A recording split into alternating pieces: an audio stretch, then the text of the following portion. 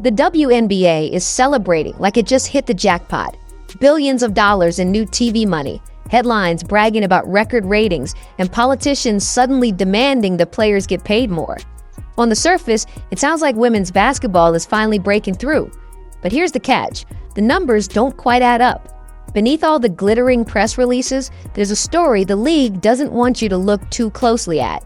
Because while executives are shouting about explosive growth, players are still pocketing less than 10% of league revenue.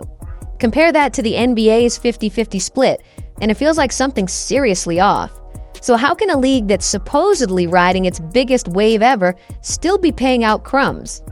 That's where things get interesting. The $2.2 billion deal everyone's talking about? Well, it might not be the fairy tale it's being sold as. And when you look closer at the ratings, the attendance numbers, and what really happens when star players aren't on the court, the whole narrative starts to unravel. This isn't just about basketball.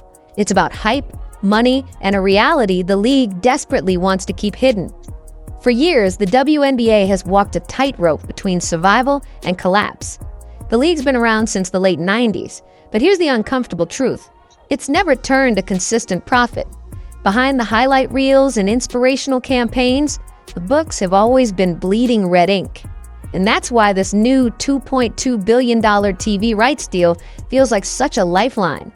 11 years of guaranteed cash from giants like Disney, Amazon, and NBC. On paper, it looks like salvation. But here's where the cracks start to show. WNBA players are demanding bigger paychecks, pointing to that multi-billion-dollar deal as proof that the money is finally there. The problem? None of that cash has actually hit yet.